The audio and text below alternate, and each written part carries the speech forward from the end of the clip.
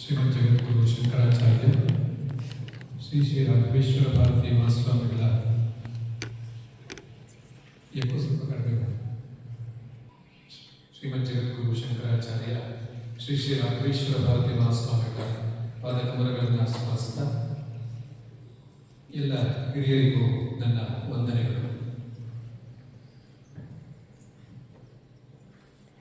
ಶ್ರೀ ಸಂಸ್ಥಾನದವರ ಬಹಳ ವಿಶೇಷ ಕನಸಿನ ರೂಪವಾಗಿ ಇಲ್ಲಿ ರೂಪುಗೊಂಡಿರುವಂತಹ ಒಂದು ಗುರುಕುಲ, ಪರಂಪರಾ ಗುರುಕುಲ.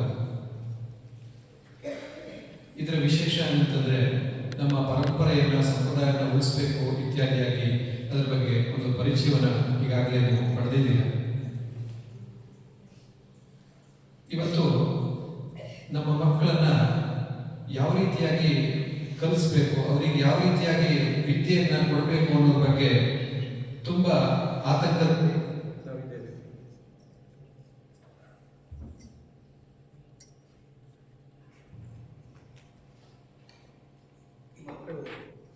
ಮಕ್ಕಳು ಅಂದ್ರೆ ಒಂದು ಹಸಿಗೆ ಮಣ್ಣಿನ ತರ ಅಂತ ನಾವು ಹೇಳ್ತೇವೆ. ಅದನ್ನು ನಾವು ಯಾವ ರೂಪವನ್ನ ಕೊಡ್ತೇವೋ ಆ ರೀತಿಯಾಗಿ ಆಗುತ್ತೆ. ಈಗಲೇ ಒಂದು ರೂಪವನ್ನು ಕೊಡಬೇಕು ಅಂತ ಪ್ರತಿಯೊಬ್ಬರೂ ಕೂಡ ಅಪೇಕ್ಷೆ ಪಡುವಂತಹದ್ದು ಸಹಜ. ಆದರೆ ಯಾವ ರೂಪವನ್ನು ಕೊಡಬೇಕು ಅನ್ನೋದು ನಮಗೆ ತಿಳಿದೇ ಇರುವಂತಹ ಒಂದು ಪರಿಸ್ಥಿತಿ ಆಗಿದೆ. ಹಾಗಾಗಿ ಏನ್ ಮಾಡಬೇಕು ಅನ್ನುವಂತಹ ಒಂದು ದಿಕ್ಕು ತೋಚದಿರುವಂತಹ ಒಂದು ಸಂದರ್ಭದಲ್ಲಿ ಶ್ರೀ ಸಂಸ್ಥಾನದವರು ಈ ಒಂದು ಅದ್ಭುತ ಕಲ್ಪನೆಯನ್ನ ಕೊಟ್ಟರು. ಆಧುನಿಕ ಶಿಕ್ಷಣವನ್ನು ಮಾಡಿಕೊಂಡು ಅದರ ಜೊತೆಯಲ್ಲಿ ನಮ್ಮ ಋಷಿ ಪರಂಪರೆಯಲ್ಲಿ ಯಾವ ವಿದ್ಯೆಯನ್ನ ಕೊಟ್ಟಿದ್ದಾರೋ ಅದನ್ನು ಕೂಡ ಕೊಡಬೇಕು ಅನ್ನುವಂಥ ಒಂದು ವಿಶೇಷ ರೀತಿಯಾಗಿರುವಂತಹ ಒಂದು ಸಂಕಲ್ಪ ಶ್ರೀ ಸಂಸ್ಥಾನದವರು. ನಮ್ಮ ಆರ್ಷ ವಿಜ್ಞಾನವನ್ನ ಕಲ್ತರೆ ಈ ನವಯುಗದ ಪಾಠ ಅಷ್ಟು ಕಷ್ಟವಾಗೋದಿಲ್ಲ ಅನ್ನುವಂಥದ್ದನ್ನ ಈಗಾಗಲೇ ಪರಂಪರಾ ಗುರುಕುಲ ಜನರಿಗೆ ತೋರಿಸಿದೆ. ದಿವಸದಲ್ಲಿ ಕೇವಲ 2 ಗಂಟೆ ಮಾತ್ರ ಇಲ್ಲಿ ನವಯುಗದ ಪಾಠವನ್ನ, ಅಂದ್ರೆ ಶಾಲೆಯಲ್ಲಿ ಯಾವ ಪಾಠ ನಡೀತಾ ಇದೆಯೋ ಆ ಪಾಠವನ್ನ ಕೇವಲ 2 ಗಂಟೆ ಮಾತ್ರ ನಾವಿಲ್ಲಿ ಹೇಳ್ಕೊಡ್ತಾ ಇದ್ದೇವೆ. ಆದರೆ ಹೊರಗಡೆ ಬೆಳಗಿಂದ ಸಾಯಂಕಾಲ ತನಕ ಶಾಲೆಯಲ್ಲಿ ಓದಿ ಆಮೇಲೆ ಅವರಿಗೆ ವಿಶೇಷ ಸೌಲಭ್ಯವನ್ನು ಒದಗಿಸಿ ಹೊರಗಡೆ ಅದೇ ವಿಷಯವನ್ನ ಮತ್ತೆ ಇನ್ನೊಬ್ಬರ ಹತ್ರ ಓದಿಸಿ, ಹೀಗೆ ಅನೇಕ ರೀತಿಯಾಗಿರುವಂತಹ ಪ್ರಯತ್ನವನ್ನ ಮಾಡಿ ಮಾಡಿ ಮಾಡಿ ಕೊನೆಗೆ ಬರುವಂತಹ ಅಂಕಗಳು ಎಷ್ಟು ಅಂದ್ರೆ 95, 90 ಇಷ್ಟು. ಆದ್ರೆ ಈ ಪರಂಪರಾ ಗುರುಕುಲದಲ್ಲಿ ಕೇವಲ 2 ಗಂಟೆ ಪಾಠ ಮಾತ್ರ ಮಾಡೋದು. ಅದಕ್ಕೆ ವಿಶೇಷ ತರಬೇತಿ ಯಾವುದೂ ಕೂಡ ಇಲ್ಲ. 10ನೇ ತರಗತಿ ಬಂದಾಗ 2ನೇ ಅವಧಿಯಲ್ಲಿ, ಅಂದ್ರೆ ಕೊನೆಯ 6 ತಿಂಗಳ ಸಂದರ್ಭದಲ್ಲಿ ಅವರಿಗೆ ಸ್ವಲ್ಪ ಬರೆಯೋ ಅಭ್ಯಾಸವನ್ನು ಮಾಡಿಸ್ತೇವೆ ಅಷ್ಟೇ, ಬಿಟ್ಟರೆ ಬೇರೆ ಯಾವುದನ್ನು ಕೂಡ ಮಾಡಿಸೋದಿಲ್ಲ. ಇಷ್ಟು ಮಾಡಿಸಿ ಎಲ್ಲ ಮಕ್ಕಳು 87ಕ್ಕಿಂತ ಹೆಚ್ಚು ಪ್ರತಿಶತ ಅಂಕವನ್ನು ಪಡೆದಿದ್ದಾರೆ. ಅತ್ಯಧಿಕ ಅಂಕ ಅಂತಂದ್ರೆ 96% ಅಂಕಗಳು ಕೂಡ ನಮ್ಮ ಮಕ್ಕಳಿಗೆ ಬಂದಿದೆ. ಯಾಕೆ ಇದನ್ನು ಹೇಳ್ತಾ ಇದ್ದೀನಿ ಅಂತ ಕೇಳಿದ್ರೆ, ಶಾಲೆಯ ಶಿಕ್ಷಣ ಅನ್ನುವಂಥದ್ದು ಅತ್ಯಂತ ಕಷ್ಟವಾದದ್ದು ಅಂತ ನಾವು ಅಂದ್ಕೊಂಡಿದ್ದೇವೆ. ನಿಜವಾಗ್ಲೂ ಕಷ್ಟವಿಲ್ಲ, ಬಹಳ ರಹಸ್ಯವಾಗಿರುವಂತಹ ಒಂದು ವಿಷಯ. ಅದು ಕೂಡ ನಮ್ಮ ಮಕ್ಕಳಿಗೆ ಯಾವ ಒಂದು ಕಷ್ಟ ಇಲ್ಲ. ನಾವೆಲ್ಲ ಬ್ರಾಹ್ಮಣ ಸಂತತಿಯಲ್ಲಿ ಬಂದವರು. ವಿದ್ಯೆಗಾಗಿ ನಮ್ಮ ಜೀವನ ಇರುವಂತಹದ್ದು, ವಿದ್ಯೆಯೇ ನಮ್ಮ ಉಸಿರಾಗಿರುವಂತಹದ್ದು. ಹೀಗಿರುವಂತಹ ಸಂದರ್ಭದಲ್ಲಿ ಈ ಒಂದು ಶಾಲೆಯ ಶಿಕ್ಷಣ, ಕಶ್ಚಿತ್ ಶಿಕ್ಷಣ ಅಂತ ನಾವು ಹೇಳುವಂತಹದ್ದಕ್ಕೆ ಇಡೀ ಜೀವನವನ್ನು ನಾವು ಕೊಡ್ತಾ ಇದ್ದೇವಲ್ಲ ಅಂತ ಹೇಳಿದ್ರೆ ನಮ್ಮಂತಹ ದುರ್ಭಾಗ್ಯವಂತರು ಬೇರೆ ಇಲ್ಲ ಅಂತ ಹೇಳೋದಕ್ಕೆ ನಾನೇನು ಬೇಜಾರು ಪಡ್ಕೊಳ್ಳೋದಿಲ್ಲ. ಇಷ್ಟು ಜೊತೆಯಲ್ಲಿ ಇಂಥ ಒಂದು ಪ್ರತಿಭಾನ್ವಿತ ಮಕ್ಕಳಿಗೆ ನಾವು ನಮ್ಮ ಋಷಿ ಕಲ್ಪನೆಯನ್ನ, ಋಷಿಯ ವಿಜ್ಞಾನವನ್ನ ನಾವು ಅವರಿಗೆ ರುಚಿ ತೋರಿಸದೇ ಇದ್ರೆ ನಮ್ಮಂತಹ ಏನ್ ಹೇಳ್ಬೇಕು, ನತದೃಷ್ಟರು ಅಂತ ಹೇಳ್ಬೇಕು, ಬೇರೆ ಯಾರು ಇಲ್ಲ ಅಂತ ನಾವು ಹೇಳ್ಬೇಕು. ಋಷಿ ವಿಜ್ಞಾನದಲ್ಲಿ ಎಲ್ಲವೂ ಇದೆ, ಯಾವುದಿಲ್ಲ. ನಮಗೆ ಗಣಿತ ಬೇಕಾ ಅದಿದೆ, ವೈದ್ಯಕೀಯ ವಿಜ್ಞಾನ ಬೇಕಾ ಅದಿದೆ, ಖಗೋಳ ವಿಜ್ಞಾನ ಬೇಕಾ ಅದಿದೆ, ಗರ್ಭಶಾಸ್ತ್ರ ವಿಜ್ಞಾನ ಬೇಕಾ ಎಲ್ಲವೂ ಇದೆ, ಯಾವುದಿಲ್ಲ. ಪ್ರತಿಯೊಂದು ಕೂಡ ಇರುವಂತಹದ್ದು ನಮ್ಮ ಈ ಋಷಿ ವಿಜ್ಞಾನದಲ್ಲಿ. ಆದರೆ ನಾವು ಇವತ್ತು ಯಾವುದನ್ನು ಕೂಡ ಓದದೆ ಪಾಶ್ಚಾತ್ಯ ವಿಜ್ಞಾನವನ್ನ ವಿಜ್ಞಾನ ಅಂತ ಅಂದ್ಕೊಂಡು, ಅದು ವಿಜ್ಞಾನ ಅಲ್ಲ, ಅದು ಸೈನ್ಸ್ ಅಂತ ನಾವು ಅಷ್ಟು ಮಾತ್ರ ಹೇಳೋದಕ್ಕೆ ಅವಕಾಶ ಉಂಟು. ವಿಜ್ಞಾನ ಅನ್ನುವಂಥ ಪದ ತುಂಬಾ ವಿಸ್ತಾರವಾಗಿರುವಂತಹ ವಿಷಯ.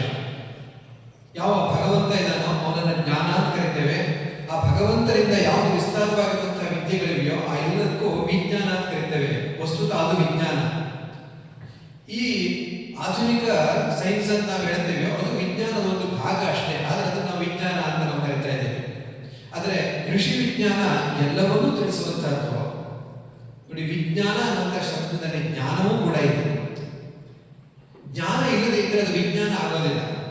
ಯಾವುದು ಭಗವಂತನ ಕಡೆಗೆ ನಮ್ಮನ್ನು ಕರ್ಕೊಂಡು ಹೋಗುತ್ತೋ ಅದು ಮಾತ್ರ ವಿಜ್ಞಾನ. ಯಾವುದು ಭಗವಂತನನ್ನ, ಈ ನಮ್ಮ ಪರಂಪರೆಯನ್ನ, ಸಂಸ್ಕೃತಿಯನ್ನ, ನಮ್ಮ ಧರ್ಮವನ್ನ ಯಾವುದು ಬೇಡ ಅಂತ ಹೇಳುತ್ತೋ ಅದನ್ನ ವಿಜ್ಞಾನ ಅಂತ ಹೇಳಬೇಕಾಗುತ್ತೆ.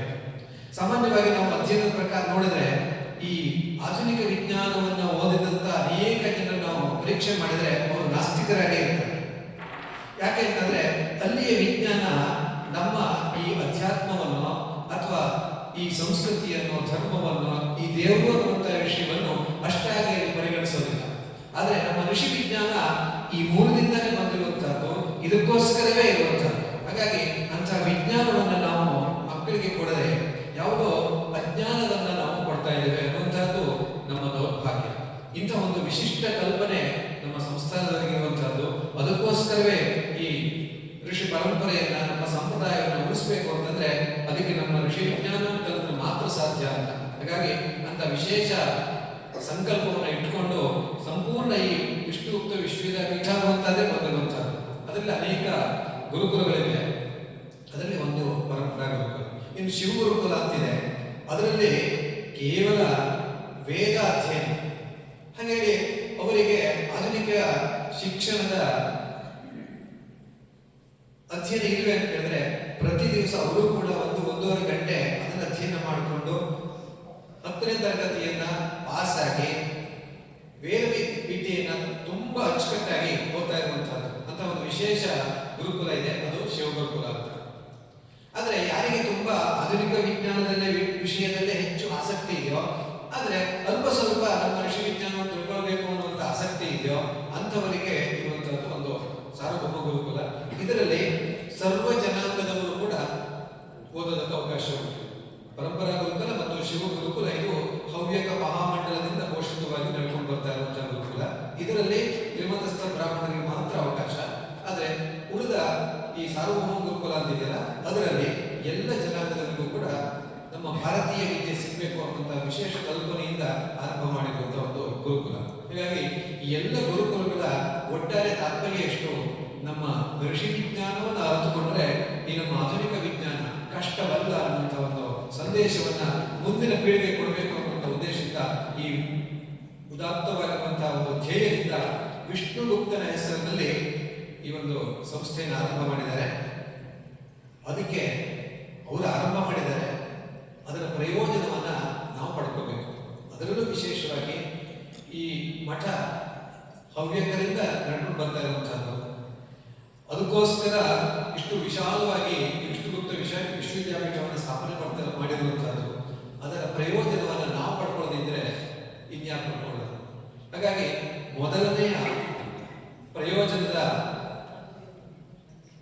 ಪ್ರಯೋಜನವನ್ನು ಸ್ವೀಕರಿಸುವಂತವ್ರು ಯಾರಾಗಬೇಕು ಅಂದ್ರೆ ನಾವೆಲ್ಲ ಆಗಬೇಕು. ನಮ್ಮ ಸಮಾಜ ಇದರೊಳಗೆ ವಿಶೇಷವಾಗಿ ಆಸಕ್ತಿಯನ್ನು ಪಡೆದು ಎಲ್ಲ ಮಕ್ಕಳನ್ನ ಇಲ್ಲಿಗೆ ಕಳಿಸಿ ನಮ್ಮ ಸಂಪ್ರದಾಯ, ಕೃಷಿ ವಿಜ್ಞಾನ ಎಲ್ಲವನ್ನು ಕಲಿತುಕೊಳ್ಳುವಂತ ಆಗಲಿ ಎಂಬುದಾಗಿ ಆಶಿಸ್ತಾ ಶ್ರೀ ಸಂಸ್ಥಾನದವರ ಸಂಕಲ್ಪ ಈಡೇರುವಂತೆ ನಮಗೆಲ್ಲರಿಗೂ ಆ ಒಂದು ಮನಸ್ಸು ಕೊಡಲಿ ಎಂಬುದಾಗಿ ಪ್ರಾರ್ಥನೆ ಮಾಡ್ತಾ ಅವಕಾಶಕ್ಕಾಗಿ ಧನ್ಯವಾದ.